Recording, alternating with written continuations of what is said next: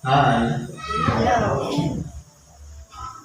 Sa pangalan po ng kabilang Panginoong Kristo, isang mapagpalang araw po sa bawat isa. Andito po tayo sa ikalawang bahagi na kung saan atin pong binibigyan ng buhay ang mga sitas para nang sa ganun kung ano po, malaman po natin kung ano po ang nais ng Diyos na ipahatid sa bawat isa sa atin. Sa mga baguhan po, siguro naparelo tayo dahil sa gusto nating gumaling sa may karamdaman, mapawi ang kabigatan na ating daladala araw-araw. Kumbaga maisan, maramdaman natin sa ating sarili na tayo pagkakalingin ng Diyos. Pero bago po yan, una pong ipinapahayag ang kaharian ng Diyos. Kaya po, tayo po sa pamamagitan ng mga sitas na ipinagkakaloob ngayon, tayo po ay nandirito. Kanina, nag-iisa tayo sa panalangin na kung pag-aaralan po natin, ang pananalangin ay isa po yan na pamamaraan na kung saan tayo po yung nagsasalita, ang Diyos ang tagapakinig. Sa Ebanghelyo naman po, ang Diyos naman ang magsasalita sa pamamagitan ng mga bibig ng kanyang sinugo upang maipahatid sa atin, makaabot sa ating mga tainga. Sa madaling salita, siya po yung nagsasalita, tayo naman ang tagapakinig. Ngayon po, meron pa tayo ditong isang sitas. Ang sabi po ni Apostol Pablo sa mga taga-Roma, sa Kapitulo 13, versikulo 1 hanggang 7. Ang bawat kaluluwa ay pasakop sa matataas na kapangyarihan, sapagkat walang kapangyarihan na hindi mula sa Diyos, at ang mga kapangyarihan yaoy hinirang ng Diyos. Kung titingnan po natin, ano po ba yung kapangyarihan na yan? Sa ibang salita, gobyerno. Ang bawat bansa, merong gobyerno. Mula sa taas, merong pangulo, itinalaga siya sa pamamagitan ng mga konstitusyon. Maging sa kongreso, maging sa gobernador, sa mga mayor, o sa mga barangay, lahat ng yan, itinalaga yan dahil sa konstitusyon. At kahit naman sa maliliit na grupo katulad natin, meron din tayo nasasakop ng kapangyarihan by virtue of power na ipinagkaloob sa atin, kaya tayo nag-ooperate. Lahat ng yan, kapangyarihan, o power, o poder. Ngayon po, ano ang magiging tungkulin natin doon sa may power?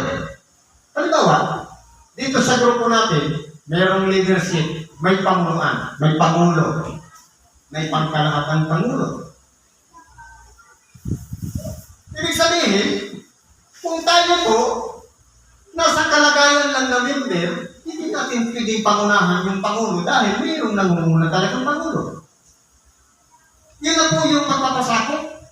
Kaya kung titignan po natin dito, halimbawa lang yung gobyerno na inilagay ng Diyos dito sa ibabaw ng sanlibutan. Kaya nga, ang sumasalangsang sa kapangyarihan o lumalabag o kumukontra doon sa pinagkalooban ng kapangyarihan na mamuno ay sa utos ng Diyos sumasalangsang. Ibig ko pala sabihin, kahit yan ay maliit lang na batas na ginawa at pinagkaisahan ng mga tao, nilagdaan at pinagtibay at ngayon ipinapatupad na. Utos pala yan ng Diyos. Kahit sabihin pa natin, hindi. Likha lang naman yan, yung dati yung rebelde. Bakit? Yung rebelde ba hindi pa nananalangin? Kahit nga ang magnanakaw, nananalangin. Ano yung panalangin ng magnanakaw? Na huwag siyang mahuli ng pulis. Hindi ba ga? Kaya kung titignan po natin dito, hindi po natin pwedeng sabihin sa ating kapwa ang isang bagay na hindi karapat-dapat marinig ng ating kapwa sapagkat lahat po tayo ay nananalangin sa Diyos.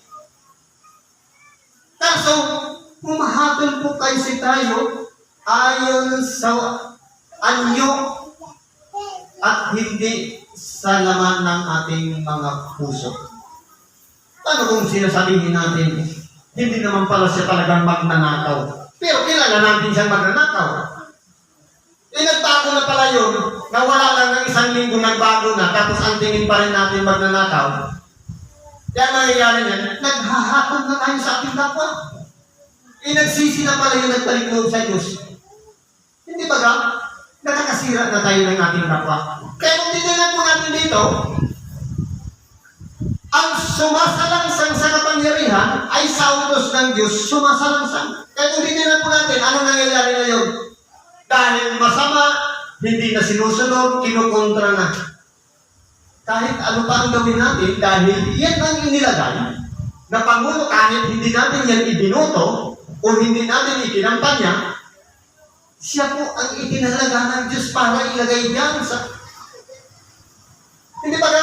Halimbawa ngayon, no? Di ba nung nakarang eleksyon, hindi naman tayo lahat bumoto sa Pangulo na nakaluklok na yun.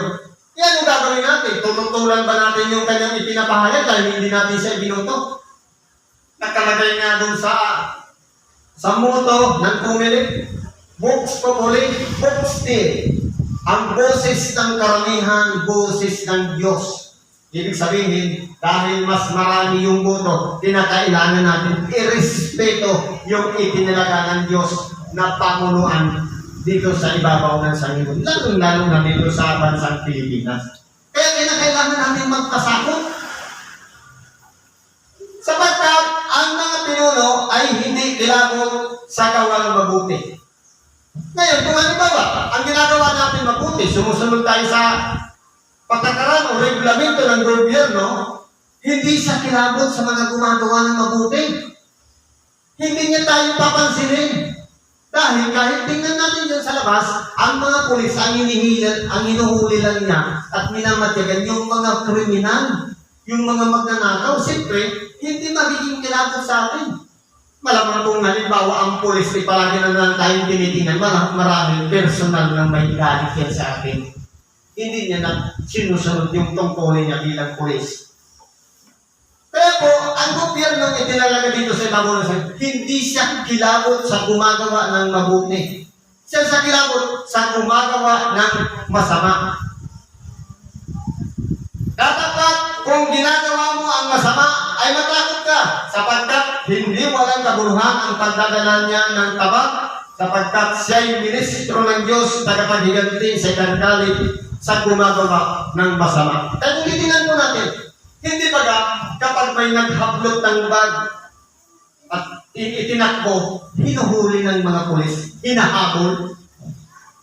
Ikaw sa barangay, kahit na hindi nagkakasundo-sundo sa loob ng barangay, hindi ba inaariglo, hinuhuli ng mga tanong at ikinukulong.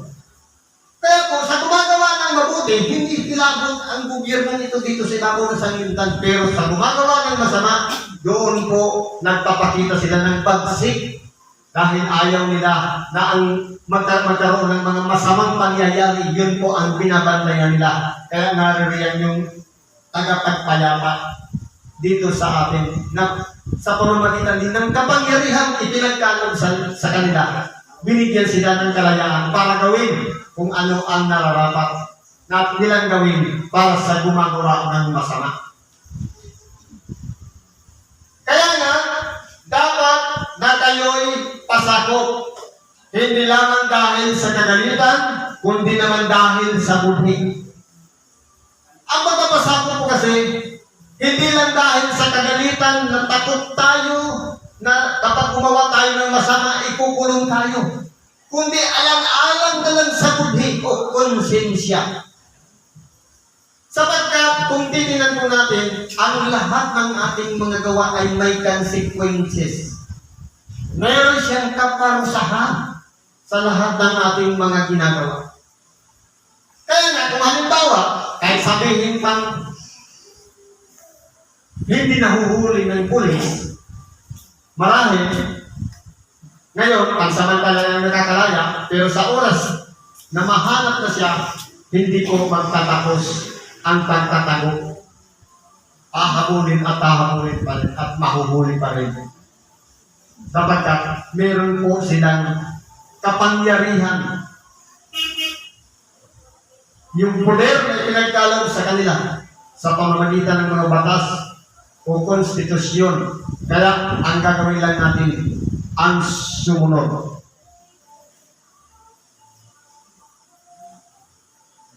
Sapagkat sila mga tagapangasiwa ng paglilingkod sa Diyos na nagsisipamahalang walang pakit sa bagay na ito. Kaya mula po yan itinalaga ng Diyos. Kaya lang, meron lang mga pagkakaiba-iba. Kung tinignan natin sa gobyerno natin, meron tayong tatlong paksyon. Executive, Legislative, at Judiciary. Executive, siya ang tagapagpatupad ng batas. Legislature, siya ang tagagawa ng batas. At ang Judiciary, taga-interpret ng batas. Ibig sabihin, kung halimbawa, naninindigan yung isa,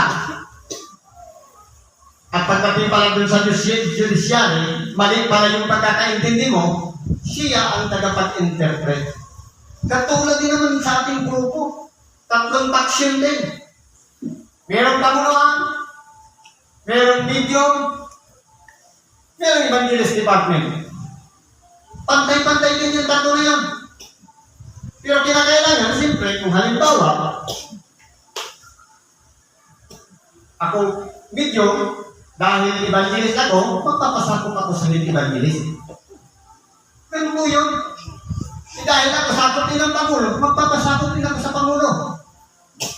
Kaya kung pinina natin, parehas lang naman ang gobyerno. Hindi talaga sa taas na walang iba yung mayroong sinusunod na batas, na walang iba yung konstitusyon. Meron din tayong constitution and bylaws na kinakailangan natin gampanan. Bakit po?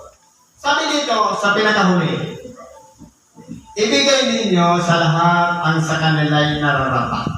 Ano pong mga nararapat? Yung karapatan ng pamunuan sa atin. Dahil walang pamunuan na hindi itinilaga ng Diyos. O walang kapangyarihan hindi mula sa Diyos. Ibig sabihin, ibinahagi lang yun. Ibinigay sa mga tao yung kapamahalaan yun. Kaya po, kung titingnan po natin, ang ibibigay natin lahat na sa kanila'y nararapat.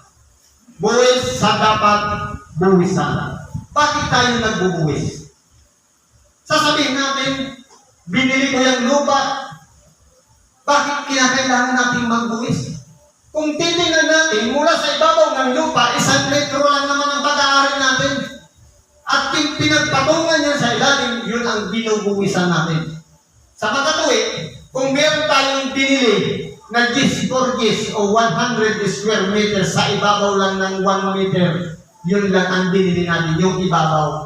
Yung pinagpatungan nun, yun ay yung binubuwisan natin, kaya karapatan ng gobyerno na singilin tayo ng buwis sa dapat buwisan. Ano ba sabi nito? Ambag sa dapat ambagan. Saan naman tayo nag-aambag? Halimbawa, tuwing October 3rd at Holy Week, meron tayong celebration na kinakailangan united tayo sa isang lugar. Pwedeng ambagan yun. Meron namatayan. Kinakailangan yung may isang ang kabigatan niya sa gastusin. Pwede tayong mag-ambag. At lalo-lalo na may mga kapuspalan pwede natin gawin ang pag-aambag. Sabi nga, ambag sa dapat ambagan. Limos sa dapat limusan. Kaya pinilinan po natin dito, kinakailangan itama natin lahat. Kung merong ambagan, natural, sabi nga, ambag sa dapat ambagan. Ngayon, kung halimbawa, ayaw natin mag-ambag, lumalabag na tayo sa sinabi ng ating dakilang Panginoon. Sabi nga, ambag sa dapat ambagan. Paano kung meron na tayong pinagkaisa na aambagan? Ngayon, ayaw natin mag-ambag. Ibig sabihin, hindi natin sinusunod ang kalooban ng ating dakilang Panginoon. Dahil sinabi niya po ito. Hindi ito binasa ko lang, nasusulat. Sinulat ni Apostol Pablo sa mga taga-Roma. Kapitulo 13, versikulo 7. Na ambag sa dapat ambagan. Takot sa dapat katakutan. Sino dapat katakutan? Walang iba. Yung sisingil sa atin. Sa makatuwing bagay yung mga batas na kapag yan ay nilabag natin, huhulihin tayo. Lalo-lalo na kung gumagawa tayo ng masama. At sabi pa, puri sa dapat papurihan. Lahat po tayo gumagawa, minsan nakakasurvive, minsan nagtatagumpay, minsan hindi nagtatagumpay. Siyempre, dapat din natin purihin na bagamat katulad ngayon ang gobyerno natin, hindi natin ibinuto yung Pangulo, pero nagtatagumpay naman siya dahil yung trust rating niya tumataas naman, bakit hindi natin ibigay yung papuri sa dapat papurihin? Lalo na rin ngayon. Ngayon lang natin narinig ang salitang ito na marahil sa buong buhay natin. Kung hindi pa tayo binigyan ng karamdaman, hindi tayo makakapasok ng simbahan para makarinig ng Ebanghelyo. Pwede natin papurihan ang Diyos. Sapagkat dahil sa karamdaman na yan, dinala tayo dito upang sa ganon, yung buo nating buhay na hindi man lang tayo nakapagsimba. Kumbaga nabuhos natin lahat sa pamilya, sa mga trabaho at kung ano-ano pa man. Ito na yung pagkakataon, papurihan naman natin ang Diyos na pinanggagalingan ng karunungan. Naway tayong lahat ay pagsisihan natin kung tayo man ay nakaroon ng paglaban. Ipabalik natin lahat ang papuri sa Diyos. Kaya kung titinan po natin sa araw nito ni Apostol Pablo, napakaganda po ang magrespeto, sumunod, at magpasakop sa gobyerno. Lalong-lalo na, may mga malalaki, yung pangkalakhan, national government, may provincial, may municipal, may barangay. Siyempre, sa grupo natin, meron din tayong batas na sinusunod. Kaya po, kinakailangan natin magpasakop, sumunod, at gawin ang nararapat at naayon sa kalooban ng Diyos sapagkat ang Diyos po ang lahat ng pinanggalingan ng mga kapangyarihan na yan. Ibinahagi niya lang sa mga tao upang sa gayon ang mga tao naman ay makapamahala ng mabuti dito sa mga nasasakupan. Siguro hanggang dyan na lang muna ang pagkikibagi natin sa oras na ito. Salamat po sa Diyos. At mamayang gabi may overnight. Invited po ang lahat na dumako mamaya. Salamat po sa Diyos at ano na ang ating mga kahilingan, karaingan, idulog po natin lahat sa Diyos. At ipagkalog niya, katiwasayan ng ating kaluluwa, pag-iisip at kamalayan sa ngalan ni Kristo. Salamat at mapagpalang araw sa bawat isa.